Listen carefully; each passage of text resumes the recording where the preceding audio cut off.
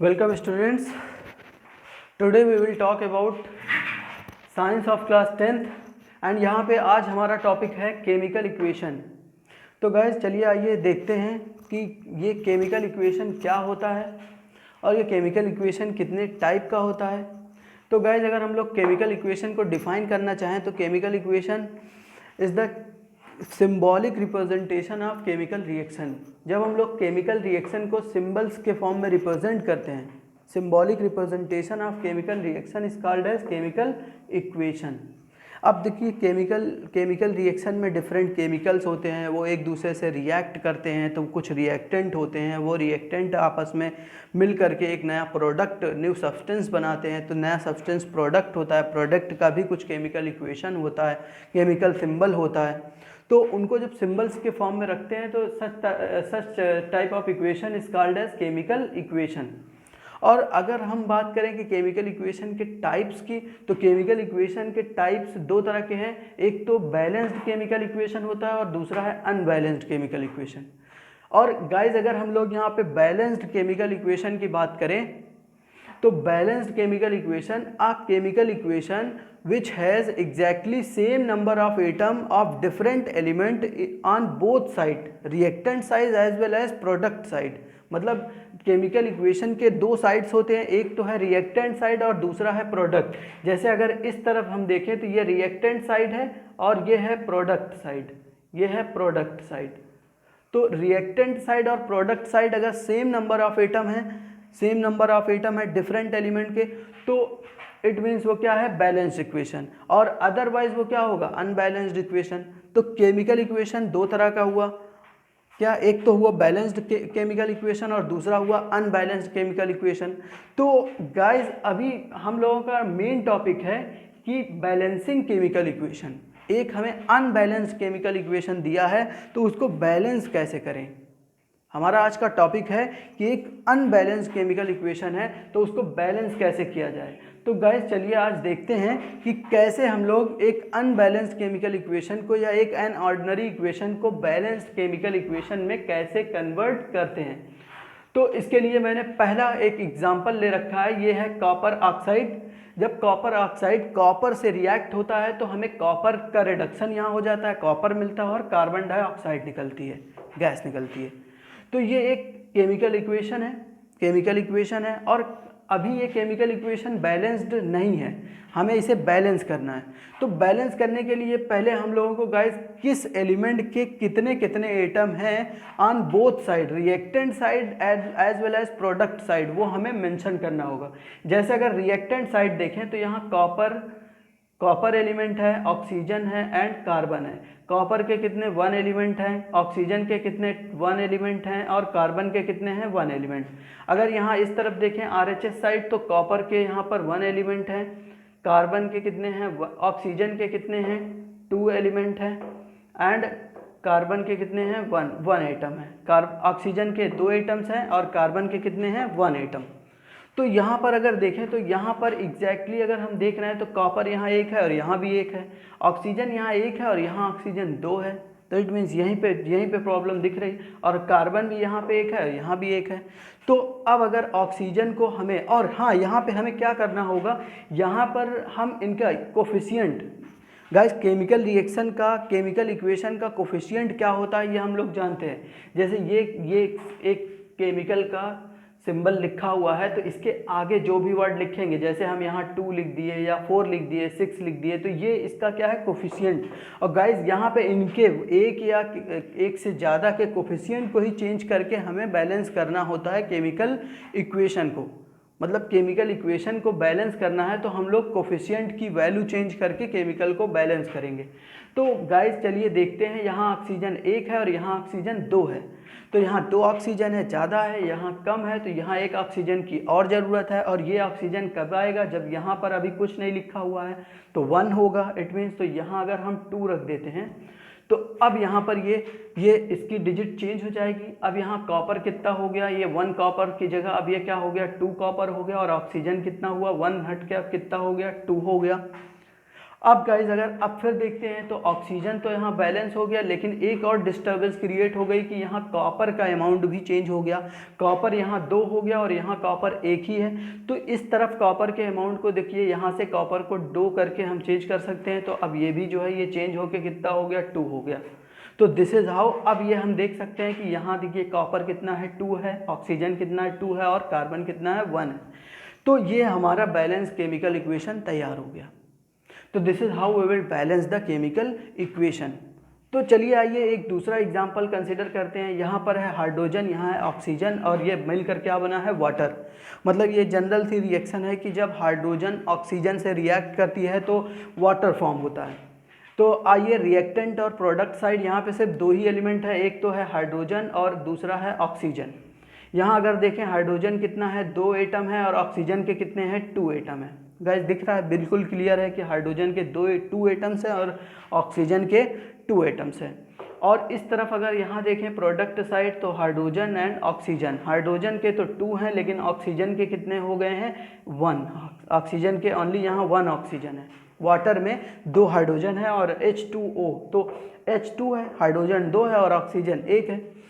अब अगर यहाँ पर देखें हाइड्रोजन तो बैलेंस है already, hydrogen is balanced here. लेकिन अगर ऑक्सीजन की बात करें तो ऑक्सीजन यहाँ 2 है और यहाँ ऑक्सीजन 1 ही है।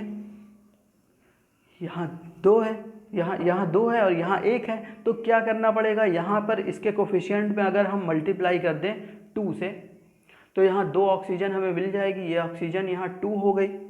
अगर ऑक्सीजन 2 हो गई तो अब देख सकते हैं हम लोग कि ये 2 2 जा 4, ये हाइड्रोजन भी यहाँ क्या हो गया, 4 हो गया। हाइड्रोजन यहाँ 4 हो गया। तो अब हाइड्रोजन के नंबर को फिर से बैलेंस कर लेते हैं। अब इस तरफ यहाँ हाइड्रोजन 4 हुआ है तो यहाँ पे भी हाइड्रोजन को 4 होना चाहिए, और ये तभी पॉसिबल है जब यहाँ 2 से मल्टीप्लाई कर दें। तो ये हो गया 2, ये हो गया 4। तो फाइनली इट इज़ क्लियर। अब ये हमारा बैलेंस्ड केमिकल इक्वेशन है। तो हमारा बैलेंस केमिकल इक्वेशन क्या हो गया, 2H2 + O2 change to 2H2O। Guys इसके बाद यहाँ पर देखते हैं एक और थर्ड प्रॉब्लम। मैग्नीशियम जब ऑक्सीजन के प्रेजेंस में रब किया जाता है, तो गाइज अगर ये मैग्नीशियम मेटल है उसको हम थोड़ा सा फ्रिक्शन देकर रब करके ऑक्सीजन में बर्न करें तो मैग्नीशियम ऑक्साइड का वाइट पाउडर बनता है।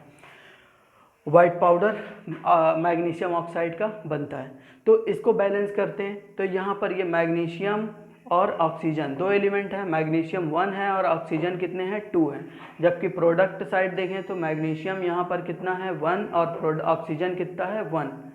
तो गाइज यहाँ पर मैग्नीशियम तो एग्जैक्टली सेम है, लेकिन ऑक्सीजन की प्रॉब्लम यहाँ दिख रही है। तो ऑक्सीजन यहाँ 2 है और यहाँ 1 है, तो यहाँ 2 हो जाए इसके लिए हमें यहाँ 2 से मल्टीप्लाई करना होगा। तो जैसे ही 2 से मल्टीप्लाई करेंगे तो ये भी 2 हो जाएगा और ये भी 2 हो जाएगा। अब प्रोडक्ट साइड हमारे पास 2 ऑक्सीजन तो है, ऑक्सीजन बैलेंस दिख रहा है, लेकिन मैग्नीशियम का नंबर चेंज हो गया क्योंकि मैग्नीशियम प्रोडक्ट साइड 2 हो गया। तो मैग्नीशियम यहाँ पर 1 ही है। तो क्या मैग्नीशियम को इस तरफ रिएक्टेंट साइड एक और मैग्नीशियम अगर ऐड कर दें, यहाँ 2 से मल्टीप्लाई कर दें तो ये भी हो जाएगा 2। और दिस इज हाउ ये मैग्नीशियम का जो ये इक्वेशन है ये बैलेंस हो गया। तो 2Mg + O2 this is equal to 2MgO। तो this is how you will balance the chemical equation.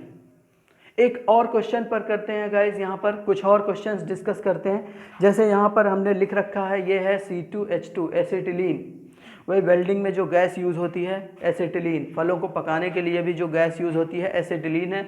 तो इसको जब ऑक्सीजन की प्रेजेंस में गर्म करते हैं तो बनता है carbon dioxide and water. And guys अगर कोई भी ऑर्गेनिक कंपाउंड है, जैसे कि जो एनिमल से मिलता है या प्लांट से मिलता है, उसको हम बर्न करेंगे तो उसका last final end product carbon dioxide and water ही होगा, और साथ ही साथ एनर्जी रिलीज़ होती है।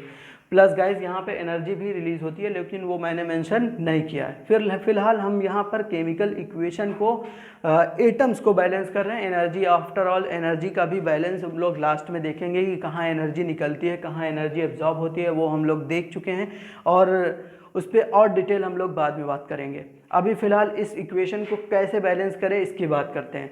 तो इस इक्वेशन को बैलेंस करने के लिए गाइज यहाँ पर ये carbon, hydrogen and oxygen 3 elements हैं।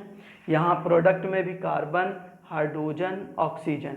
यहाँ कार्बन के नंबर को देखें तो कार्बन यहाँ कितने हैं 2, हाइड्रोजन कितने हैं 2, ऑक्सीजन कितने हैं 2। जबकि यहाँ बात करें तो कार्बन कितने हैं 1, ऑक्सीजन हाइड्रोजन कितने हैं तो हाइड्रोजन यहाँ से 2, एंड ऑक्सीजन की बात करें तो 2 ऑक्सीजन यहाँ से मिल रहा है और 1 ऑक्सीजन यहाँ से, तो 2 + 1 मतलब हो गया ये 3। इतना ये नंबर यहाँ पे मिल रहा है। अब गाइज अगर इनके डिफरेंसेस की बात करें तो हाइड्रोजन तो ऑलरेडी बैलेंस्ड है। कार्बन की अगर बात करें गाइज तो कार्बन का नंबर यहाँ पर डिफरेंट है, कार्बन को चेंज करने की ज़रूरत हमें है, कार्बन को चेंज करने की ज़रूरत है। तो गाइज अगर हम इस कार्बन को, यहाँ 1 कार्बन है और यहाँ क्या है 2 कार्बन है, तो क्या इसको यहाँ 2 से मल्टीप्लाई करके, यहाँ से अगर हम 2 से मल्टीप्लाई कर दें तो ये नंबर चेंज हो जाएगा। यहाँ से ये कार्बन जो 1 है ये कार्बन 2 बन जाएगा, कार्बन यहाँ से 2 बन जाएगा। और साथ ही साथ अगर कार्बन 2 बन गया तो यहाँ से 2 2 जा 4 1 5। अब ये नंबर भी, ये जो 3 ऑक्सीजन है अब यहाँ पे 5 ऑक्सीजन हो गए, अब यहाँ क्या हो गए 5 ऑक्सीजन हो गए, अब यहाँ ऑक्सीजन 5 हो गए। गाइस यहाँ पे हाइड्रोजन बैलेंस्ड है ऑलरेडी, कार्बन बैलेंस हो चुका है, अब सिर्फ मसला किसका है ऑक्सीजन का। इस तरफ देखते हैं तो ऑक्सीजन हमें कितना मिल रहा है 5 एटम और यहाँ पर कितना है 2 एटम। तो यहाँ से क्या, यहाँ पे हम लोग क्या कर सकते हैं, यहाँ पर 5/2 कर सकते हैं क्या गाइज। अगर ये ऑक्सीजन ऐसा लिखा जाता है, अगर हम ऑक्सीजन को O2 लिखते हैं इसका मतलब 2 एटम है, अगर हम 1/2 O2 लिखते हैं जिसका मतलब है 1 एटम है, और अगर गाइज हम यहाँ 5 × 1/2 लिखते हैं O2 तो इसका मतलब है कि यहाँ पे 5 एटम्स है। तो होप यू आर अंडरस्टूड कि कैसे हमने इसको बैलेंस कर रखा है। तो यहाँ पर हम लोगों ने पहले क्या करेंगे, डिफरेंट केमिकल्स जो भी हैं उनके सिंबल्स के अकॉर्डिंग उनके नंबर्स को काउंट करेंगे और उनका नंबर ही बोथ साइड सेम करना हमारा टारगेट होता है। तो गाइज यहाँ पर अब जब हमने ये ऐड कर दिया तो यहाँ इसके 5 एटम हो गए। तो अब यहाँ क्लियरली हम देख सकते हैं कि कार्बन के भी कार्बन कितने हैं 2 हैं, हाइड्रोजन कितने हैं 2 हैं, ऑक्सीजन कितने हो गए 5। तो इस तरीके से ये केमिकल इक्वेशन बैलेंस्ड हो गया। तो क्या होगा बैलेंस केमिकल इक्वेशन इसका, C2H2 मतलब acetylene plus 5/O2 5/2 O2 5/2 O2 change to 2CO2 plus H2O। तो this is the balanced chemical equation. So guys hope you are understood about it. Okay students, तो आइए यहाँ पे कुछ और क्वेश्चंस डिस्कस करते हैं। सो यहाँ पर एक और क्वेश्चन है, balance the following chemical equation. अब ये हमारे पास केमिकल इक्वेशन है एल्यूमिनियम प्लस H2SO4, ये हो रहा है Al2SO4 मतलब एल्यूमिनियम सल्फेट, एंड ये हो गया 3H2 तीन हाइड्रोजन गैस। ये इतना कुछ यहाँ पर लिखा हुआ है। ये गाइज यहाँ पर ये नंबर नहीं भी होगा तो भी चलेगा क्योंकि यहाँ पे हाइड्रोजन गैस निकली है, बस हमें इतना सिर्फ इन्फॉर्मेशन है। अब क्या करना है, इस तरह के इक्वेशन को अगर हमें बैलेंस करना है तो सबसे पहले हम क्या करेंगे, डिफरेंट एलिमेंट जो भी यहाँ पर हैं उन सारे एलिमेंट की एक लिस्ट बनाते हैं और कौन सा एलिमेंट कितना है किस साइड। तो रिएक्टेंट साइड एलिमेंट की अगर बात करें तो एल्यूमिनियम है, हाइड्रोजन है, सल्फर है एंड ऑक्सीजन है। अगर एल्यूमिनियम की बात करें तो ये 1 है, हाइड्रोजन की बात करें तो ये 2 है, सल्फर की बात करें तो ये 1 है और ऑक्सीजन की बात करें तो ये 4 है। अगर यहाँ इस साइड बात करें एल्यूमिनियम, हाइड्रोजन, सल्फर, ऑक्सीजन, अगर इन सब की बात करें तो एल्यूमिनियम यहाँ 2 है, हाइड्रोजन की बात करें यहाँ हाइड्रोजन अकेले की बात करें तो यहाँ हाइड्रोजन सिर्फ अकेले 2 है। अगर यहाँ 3 होता सपोज तब तो 3 2 जा 6 हो जाता, 3 2 जा 6 हो जाता। तो फिलहाल अभी हमने 3 यहाँ से हटा दिया है तो अभी सिर्फ ये तो क्या 2 ही है। इसके बाद अगर यहाँ पर बात करें सल्फर की बात, तो सल्फर यहाँ देखिए एक अकेला है, इस पूरे का होल थ्राइस है, तो मतलब यहाँ SO4 SO4 SO4 3 बार है। तो इसका मतलब यहाँ सल्फर कितना है 3 है। और अगर ऑक्सीजन की बात करें तो ये हो जाएगा 4 3 जा 12, ऑक्सीजन कितने हैं 12, क्योंकि ये O4 जो है SO4 3 बार है। तो इसका मतलब है कि यहाँ इसका थ्राइस है तो O4 जो है 3 बार आएगा तो 4 3 जा 12। तो अब गाइस चलते हैं इनको बैलेंस करते हैं कि कैसे हम सारे लेटर्स को सभी चीज़ों को इक्वेट करें। तो यहाँ पे सबसे पहले तो ये देखें कि ये जो SO4 है, SO4 यहाँ एक अकेला है और यहाँ कितना है SO4 3 है, क्योंकि SO4 को जैसे ही बैलेंस करेंगे हम S को बैलेंस कर लेंगे और O को भी बैलेंस कर लेंगे। तो गाइस इसके लिए यहाँ एक अकेला SO4, यहाँ 3 है SO4, इसी वजह से ये पूरा ये दोनों लेटर आ रहे हैं और ये दोनों आ रहे हैं, तो ये दोनों एक साथ हमारे बैलेंस हो जाएंगे अगर हमने जो है यहाँ पर ट्राई किया। तो अगर हम यहाँ पर इनको बैलेंस करना चाहें तो यहाँ 3 से अगर मल्टीप्लाई कर दें 3 से, तो ये जो 1 है ये बन जाएगा 3 और ये जो है ये क्या हो जाएगा 12। तो ऐसा करते ही यहाँ हाइड्रोजन भी चेंज हो जाएगा, तो ये हो जाएगा 3 2 जा 6, हाइड्रोजन में कितना हो जाएगा 6 हो जाएगा। तो यहाँ पर दो चीज़ें बैलेंस हुई, तो एक क्या हो गया अनबैलेंस हो गया। पहले क्या था, हाइड्रोजन बैलेंस था, 2 और 2 बोथ साइड था, लेकिन अभी यहाँ 6 हो गया और यहाँ 2 हो गया है। तो क्या करते हैं अब, और एल्यूमिनियम की भी बात करते हैं, तो एल्यूमिनियम यहाँ 2 है और यहाँ 1 है, तो क्या एल्यूमिनियम को भी यहाँ 2 से मल्टीप्लाई करके, यहाँ अगर चाहें तो हम ये 2 से मल्टीप्लाई कर दें तो ये 1 और ये हो गया अब ये 2, तो एल्यूमिनियम भी बैलेंस हो गया। तो अब सिर्फ बात किसकी बच गई है कि हाइड्रोजन कैसे बैलेंस करें। तो हाइड्रोजन यहाँ पर 6 है और यहाँ पर कितना है हाइड्रोजन 2 है, यहाँ हाइड्रोजन 2 है। तो क्या यहाँ पर हम अगर 3 से मल्टीप्लाई कर दें तो ये हाइड्रोजन कट के क्या हो जाएगा 6 हो जाएगा। तो this is our balance equation. अब यहाँ देख सकते हैं कि एल्यूमिनियम कितना है 2 2 है, हाइड्रोजन कितना है 6 एंड 6 एटम है, सल्फर के 3 एंड 3 एटम है और ऑक्सीजन के 12 एंड 12 एटम है। तो this is how we will balance the chemical equation. Guys इसके बाद यहाँ पर इसकी बात करते हैं। ये एक इक्वेशन हमें दिया हुआ है, ये आयरन ऑक्साइड है, उसका जब कार्बन से रिएक्शन होता है तो आयरन का रिडक्शन हो जाता है। आयरन देखते हैं यहाँ लॉस ऑफ ऑक्सीजन हो गया, मतलब रिडक्शन हो गया, और कार्बन डाइऑक्साइड मिलती है, इस कार्बन का क्या हो गया ऑक्सीडेशन हो गया। तो अब इसको बैलेंस करने के लिए सेम टेक्निक, पहले हम यहाँ पर रिएक्टेंट साइड कौन है, आयरन है, ऑक्सीजन है, कार्बन है, और प्रोडक्ट साइड भी क्या है, आयरन है, ऑक्सीजन है और कार्बन है। अगर यहाँ आयरन की बात करें तो सिर्फ एक एटम है, ऑक्सीजन की बात करें एक एटम है, कार्बन की बात करें एक एटम है, और यहाँ आयरन की बात करें तो only 1 atom is here, carbon की बात ऑक्सीजन की बात करें तो 2 एटम है, और कार्बन की बात करें तो 1 एटम है। ये कुछ है यहाँ पर। अब अगर हम लोग यहाँ पर देखें तो आयरन इज़ बैलेंस्ड। ऑक्सीजन की बात करें तो यही ऑक्सीजन ही बैलेंस्ड नहीं है। तो ऑक्सीजन और कार्बन भी देखिए बैलेंस्ड है, कार्बन एक है यहाँ, एक यहाँ भी है। तो ऑक्सीजन को बैलेंस करने के लिए ये ऑक्सीजन एक अकेला कहाँ से आ रहा है, यहाँ से आ रहा है 2FeO से। तो गाइस यहाँ पर हम FeO2 तो ऐसे लगा नहीं सकते कि सिर्फ ऑक्सीजन को बढ़ा लें, ये हमें पूरा मिलेगा। या तो हम एक FeO लिख दें, या तो 2FeO लिख दें, या 3FeO लिख दें, मतलब इसके कोफिशिएंट को चेंज करेंगे। तो इसको अगर 2 बनाना है ऑक्सीजन को, तो यहाँ हमें इसे 2 से मल्टीप्लाई करना होगा, और जैसे ही हम इस 2 से मल्टीप्लाई करेंगे तो ये Fe भी 2 हो जाएगा, और ये ऑक्सीजन तो 2 होगा ही, क्योंकि इसी के लिए तो हमने किया ही था। तो अब अगर ये ऑक्सीजन बैलेंस हो गया, कार्बन